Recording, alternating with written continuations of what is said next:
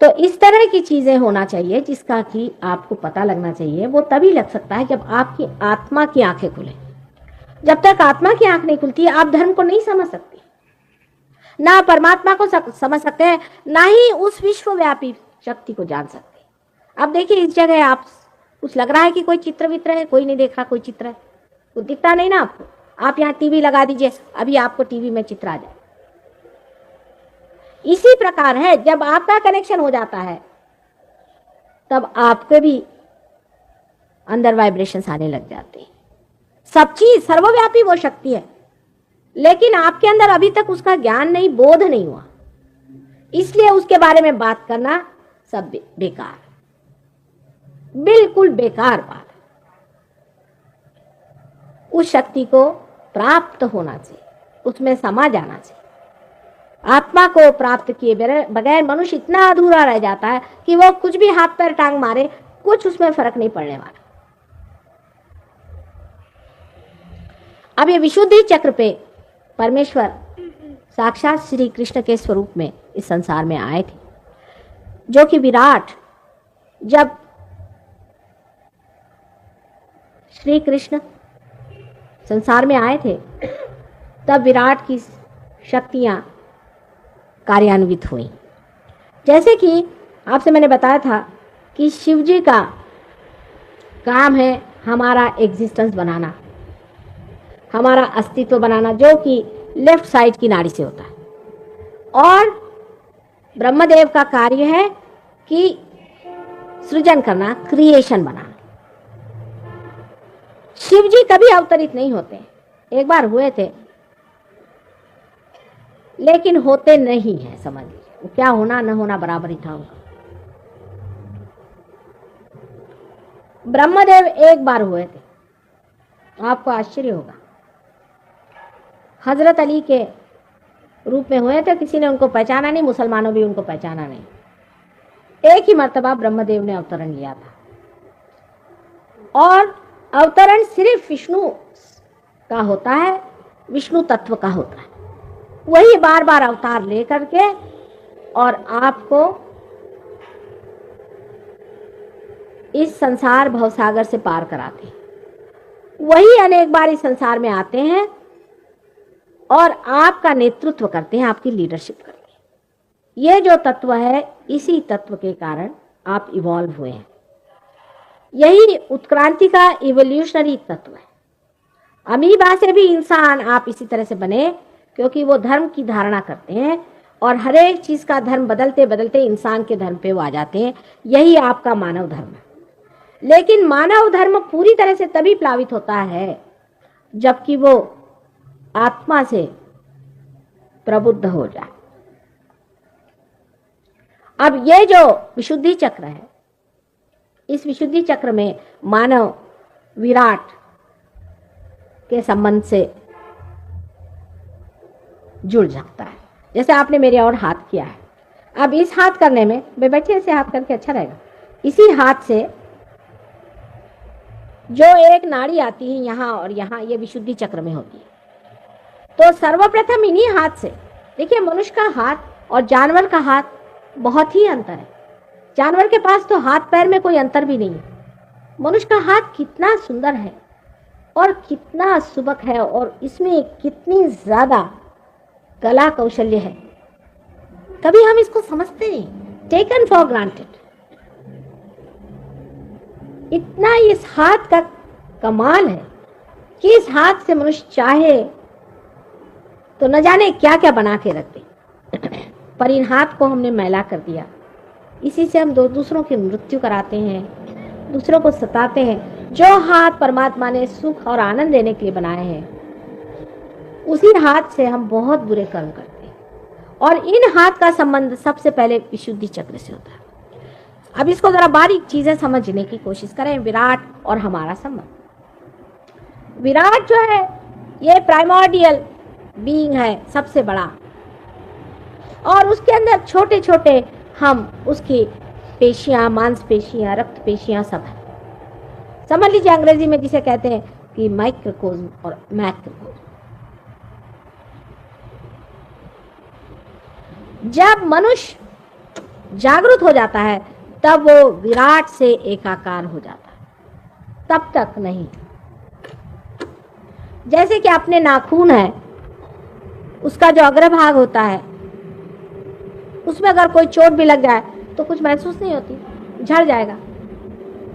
उसी प्रकार मनुष्य होता है जब तक वो प्रबुद्ध नहीं होता, जब तक वो पार नहीं होता, उसके अंदर कोई भी संवेदना उस विराट की नहीं रहती। थोड़ी बहुत झांकी मिलती रहती है पर नहीं रहती।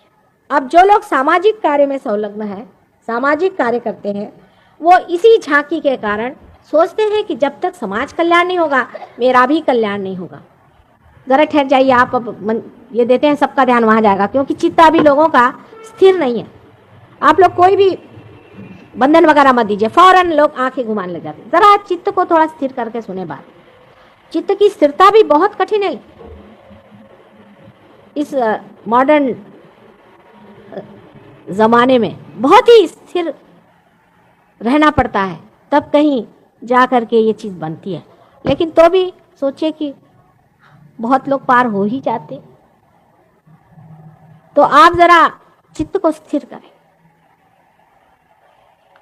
अब जब आदमी प्रबुद्ध हो जाता है तब उसका संबंध परमेश्वर से जुड़ सकता है, लेकिन उससे पहले भी थोड़ी थोड़ी झांकियां उसके अंदर आती है। माने एक विचार उठता है और खत्म हो जाता है, दूसरा विचार उठता है फिर खत्म हो जाता है। हम लोग विचार का उठना देख सकते हैं, उसका गिरना नहीं देख सकते। जब विचार उठता है तब तो हम एक नाड़ी पर होते हैं, और जब गिरता है तो दूसरी नाड़ी पे चले जाते हैं। एक विचार से दूसरे विचार में जाने पर जो बीच में जगह होती है उसे विलंब कहते हैं। यही जगह है जिसको पकड़ना पड़ता है कुंडलिनी के जागरण में। एक विचार उठा, खत्म हो गया, वो चला गया लेफ्ट साइड में। दूसरा विचार उठा, तब हम राइट साइड में आ गए। फिर से वो विचार जब खत्म हुआ तो फिर हम उसको भेज दिया लेफ्ट साइड में, हम आ गए फिर राइट साइड। विचारों पे हम कूदते रहते हैं। एक विचार को फेंक दिया लेफ्ट में, दूसरे विचार को फेंक दिया लेफ्ट में, लेकिन जो बीच में जगह है वही वर्तमान प्रेजेंट है, वो बहुत थोड़ी है हमारे अंदर। विलंब की जगह बहुत थोड़ी सी होती है। इसीलिए हमेशा हम फ्यूचर की सोचते रहते हैं, कभी कभी पास्ट की सोचते हैं, कभी फ्यूचर की सोचते हैं, पर जो बीच की जगह है उसे हम नहीं पकड़ पाते। ये दोनों ही चीज विशुद्धि चक्र से हमारे अंदर उठती हैं। ये विशुद्धि चक्र से ही होता है, उसका कंट्रोलिंग पॉइंट तो ये है। लेकिन विशुद्धि चक्र से ही हम अपना ईगो और सुपर ईगो बनाते रहते हैं। अब विराट से एकाकार होने के लिए मोहम्मद साहब ने बताया है कि ऐसे हाथ रखना चाहिए। सारा नमाज जो है वैसा ही, क्योंकि इन पांचों उंगलियों में 5 चक्र हैं।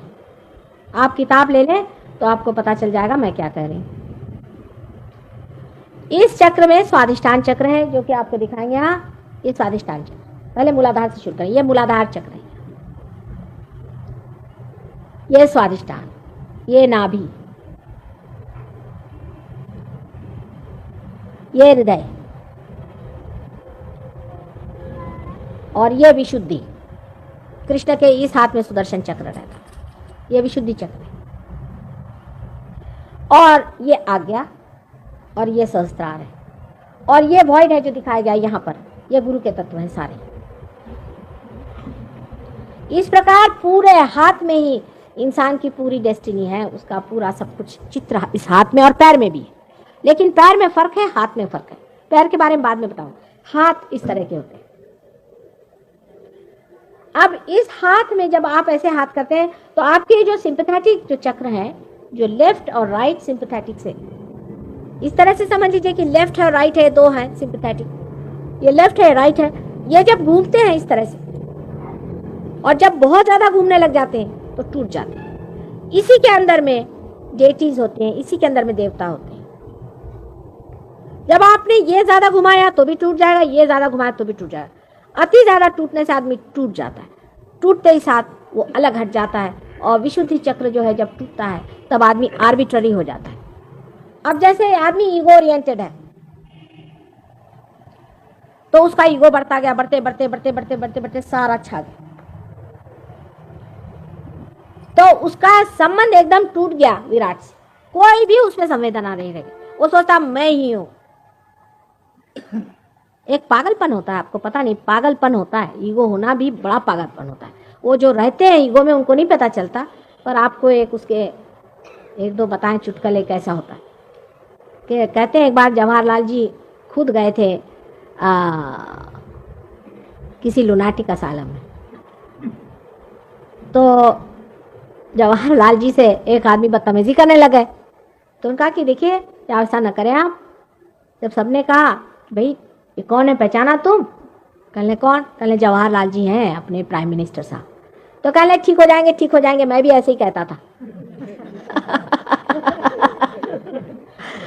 दूसरे मैंने आपको पीए साहब की बात बताई थी कि कोई साहब मिनिस्टर साहब से मिलने गए, वहाँ एक पीए साहब बहुत कूद रहे थे, वो किसी से ठीक मुंह बात ही न करें। तो उन्होंने पूछा कि भाई आप क्यों कूद रहे हैं, क्या बात है, आप इतने नाराज क्यों होते हैं? देखिए चित्त को जल्दी जल्दी ना हटाएं, हम बात कर रहे हैं ना इधर ही रखें। कोई इधर बात करते उधर बात करते, चित्त को हटाना नहीं चाहिए। ये बहुत जरूरी है, क्योंकि कुंडलिनी को मैं चला रही हूँ, बात कर रही हूँ, लेकिन कुंडलिनी हटा रही हूँ, आपकी विशुद्धि साफ कर रही हूँ। हाँ, तो कैसे लगे कि आप उछल कूद क्यों कर रहे हैं? कहले आपको पता नहीं मैं पिए हूँ? कहले हमको क्या पता था आप पिए हुए हैं, हम नहीं आते था, माफ कर दीजिए, जा रहे अपने घर। तो ये बिल्कुल बंदर की आदत है, बिल्कुल बंदर हो जाते हैं। और आपने पढ़ा ही होगा, रामचरितमानस में भी, रामायण में भी वर्णन है कि नारद मुनि को एक दिन ईगो हो गया तो कैसे बंदर हो गए थे, अंत में उनका ईगो कैसा उतारा गया। तो ईगो ओरिएंटेड जब आदमी होता है तो भगवान बचाए रखे उसे। आपको अगर इस रास्ते से आता हो तो आप दूसरे रास्ते से चले जाइए, क्योंकि वो तो घोड़े पे सवार होते, उनको तो होश नहीं रहता, वो सोचते कि हमसे बढ़ के कोई नहीं दुनिया में। तो इस चीज की वजह से आदमी जो होता है आर्बिट्ररी हो जाता है, माने उसके देवता टूट गए, वो अकेला ही अपना दौड़ता है, मैं ये करूंगा वो करूंगा। हिटलर इसका बड़ा अच्छा उदाहरण है। और बड़ा वो उसको लगता है कि मुझसे बढ़ के अच्छाई कोई कर ही नहीं सकता, सब अच्छाई मैं ही करता। अगर मैंने जूस को खत्म कर दिया तो बड़ा भारी धर्म कार्य कर दिया, अगर मैंने सबको गैस चैम्बर में मार डाला तो इससे भी बड़ा मैंने धर्म कार्य, अगर मैंने जर्मन रेस को उठाना चाहा तो बड़ा ही धर्म कार्य। उसके समझ में नहीं आता, वो अंधा हो जाता है, आर्बिट्ररी हो जाता है, जिसको आप कह सकते हैं कि वो मैलिग्नेंट हो जाता है, माने वो कैंसर का एक सेल हो जाता है। कैंसर भी इसी तरह से हमारे अंदर बनता है, कैंसर हर समय हमारे अंदर बनता है और टूटता है। जैसे कि ये मैंने आपसे दिखाया ना, अब कोई से भी आपकी गति ज्यादा हो जाए, सिंपैथेटिक की, लेफ्ट या राइट, कोई सी भी ज्यादा गति हो जाए तो उस गति के चलन वलन से देवता सो जाते हैं। उसके बाद आप अलग हो गए, चाहे जो करिए, अब वो सेल्स मैलिग्नेंट हो गए। अगर अतिकर्मी आदमी होगा तो उसको कैंसर की बीमारी हो सकती है, क्योंकि वो बहुत ज्यादा कार्य में लगा हुआ है और कार्य करते वक्त में उसने देवता से संबंध नहीं रखा, छूट गया। जैसे छूट जाएगा उसमें कैंसर बढ़ सकता है, क्योंकि उसके सेल्स जो है वो मैलिग्नेंट हो गए ऑन देयर ओन। इंग्लैंड में तो हर एक आदमी और पाश्चिमात्य में हर एक आदमी ऑन देयर ओन है। 11 साल का बच्चा हो गया ऑन देयर ओन, बच्चा पैदा हुआ उसको दूसरे कमरे में माँ बाप पहले छोड़ देते, कमरे में कुत्ते बिल्ली सुलाते हैं, बच्चे को दूसरे कमरे में सुलाते हैं।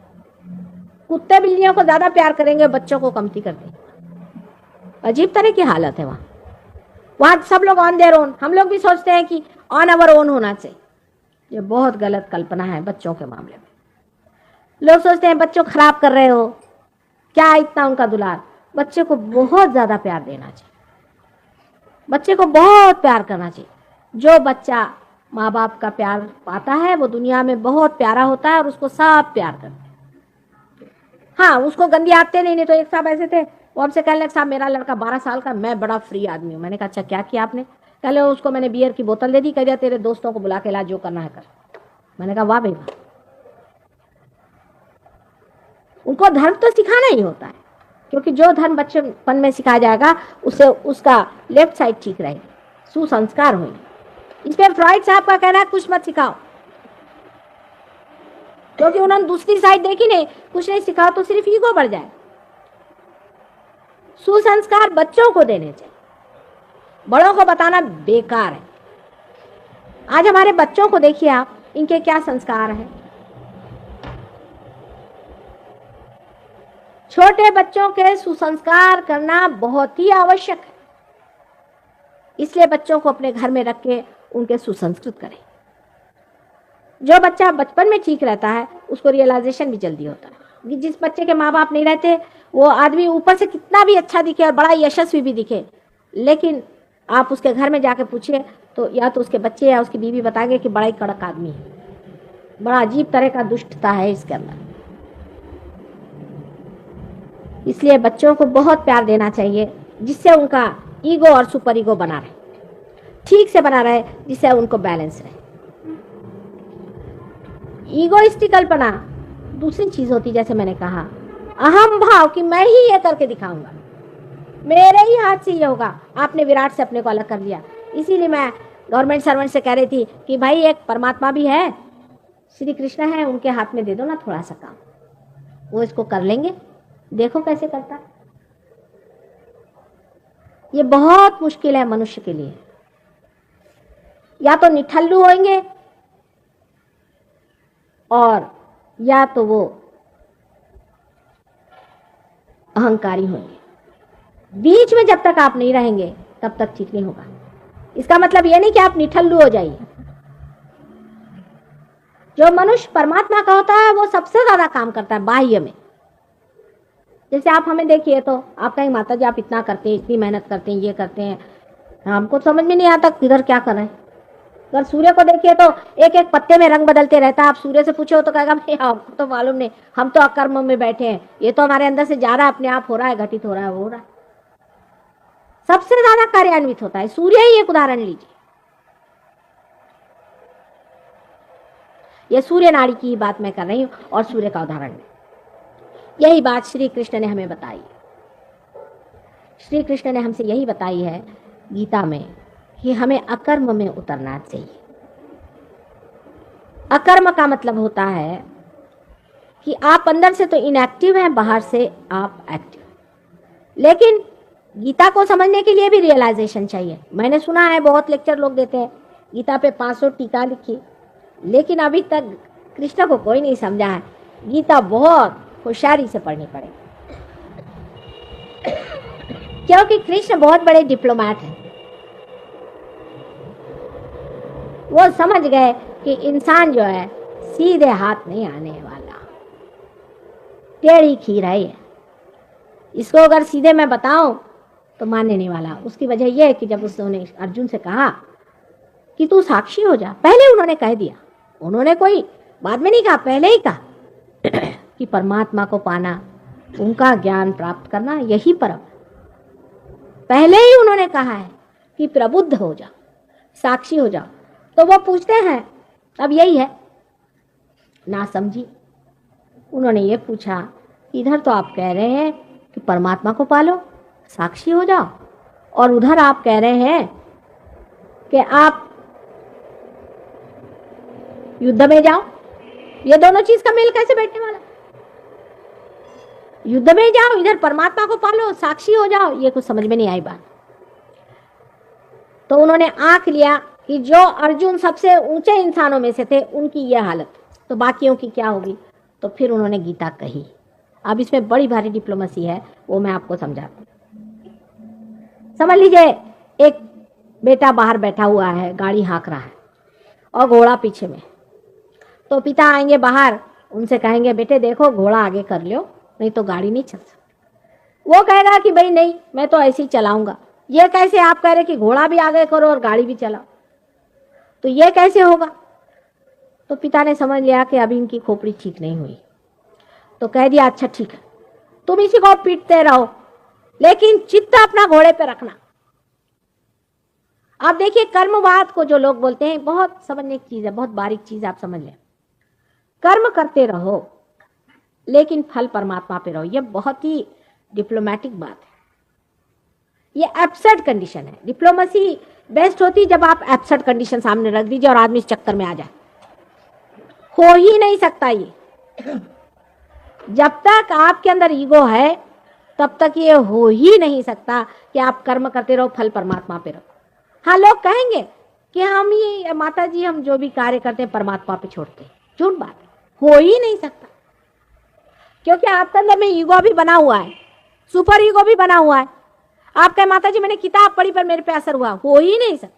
हाँ, 2-4 का नहीं होगा पर 1-2 का तो होगा ही, क्योंकि आपके अंदर सुपर ईगो बना है, ईगो बना हुआ। अब एब्सर्ट कंडीशन डाल दी उन्होंने। अब लोग कह रहे हैं हम सारा कर्म करते हैं परमात्मा पे छोड़े, और लोग कहते हैं इतने ही अहंकारी आदमी है कि भगवान बेचारा कहे। तो परमात्मा पे छोड़ना तभी घटित होता है, ये घटना है जब कुंडलिनी सहस्त्रार को छेद देती है, जब आप पार हो जाते हैं, उससे पहले नहीं होता। अब पार होने पे लोग कैसी बात करते हैं आप देखिए, वहां जा रहा है आ रहा है, ये हो रहा है नहीं हो रहा है, इनका नहीं बन रहा है, कुंडलिनी फंसी हुई है। थर्ड पर्सन में बातचीत शुरू हो गई। कोई ये नहीं कहता मैं कर रहा हूं, मैंने इनकी बीमारी ठीक कर दी, इनके चक्र मैं ठीक कर रहा हूं,